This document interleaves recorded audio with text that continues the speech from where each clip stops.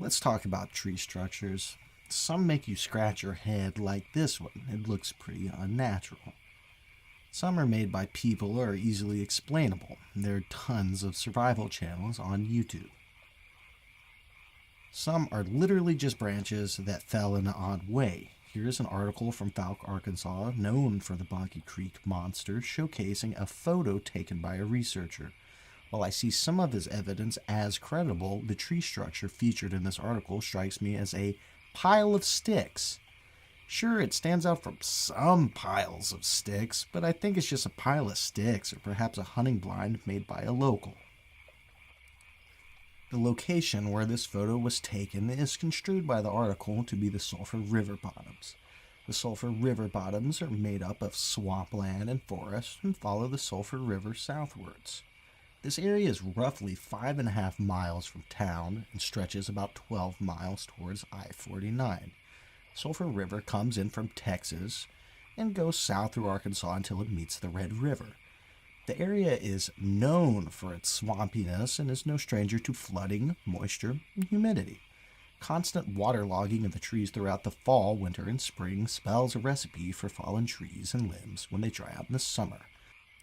This segues us into the next portion of this video. I recently went duck hunting in Northeast Louisiana at Darbone National Wildlife Refuge and found what some would call a tree structure in this area on the screen. It was about 0.3 miles from any power lines and about 0.8 miles from the parking lot, as I will draw out now. The area is also about 1.16 miles from the nearest paved road.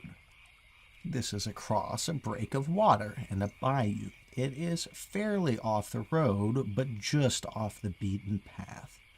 Just like the Sulphur River bottoms, it is about 6.8 miles from town. This area shares many similarities with the Sulphur River bottoms, most notably its flora, fauna, and moisture. However, I will add that Darbone is usually flooded throughout the year. A forest where the floor is typically 0.5 foot to 3 foot of water, making it an exceptional place to hunt wood ducks. This winter, it was almost completely dry, exposing that once submerged floor. Here is the video. We were walking back to the power lines to head towards the parking lot. I had my GoPro filming our hunt for the main channel. We unfortunately didn't get any ducks, but missed plenty of them, and stumbled upon this mass of mangled wood. What stood out to me about it was the sticks laying on top of the fallen tree. They appeared to have been purposefully placed there. At this point, I realize what I'm looking at is somewhat unnatural. These are the sticks and branches I mentioned. To me, it appears as if someone propped these sticks over the fallen tree to make some kind of cover. Unlikely it was deer hunters, as this was a duck-only area, and it's unlikely that someone camped here due to the fact that it is in a populated hunting area, a literal shooting range, and there was no ashes from any sort of fire. The spacing inside could easily accommodate an adult human with enough room to spread out.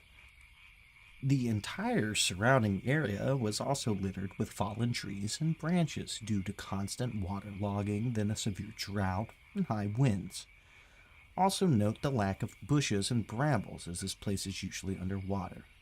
Here's a still of what we'll call Figure 1. Here are the sticks I mentioned. They look rather out of place.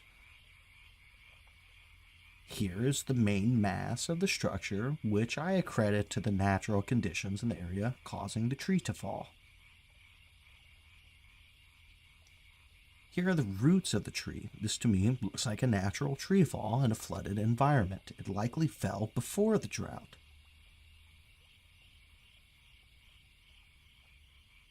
Here's what we'll call Figure 2.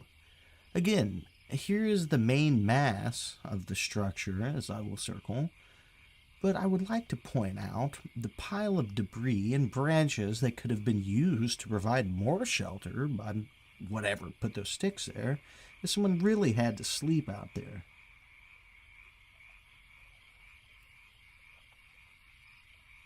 Here is what I will call Figure 3. I do think it is strange how the sticks are laid over the tree. However, my theory is that these other branches to the right, which I will circle soon, may have been propped up there as well.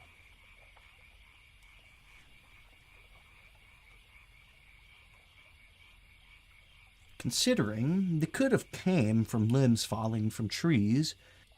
Some could have broken off of branches, like this one. And there's also some I will circle here, more fallen branches. The whole area for miles was like this. There were branches absolutely everywhere, trees absolutely everywhere. The water line is about here for the deeper water. To me, this reeks of natural and human causes. The tree fell naturally some time ago, and perhaps when this area still had some amount of water, a group of duck hunters propped up these limbs to hide themselves from any ducks flying overhead. Ducks have insane eyesight and can see you from hundreds of feet above. Do I think anyone was camping here? No. Do I think Bigfoot made this? No. Why would any intelligent hominid want to live in an area that is almost always underwater and trampled by people shooting into the air for hours on end?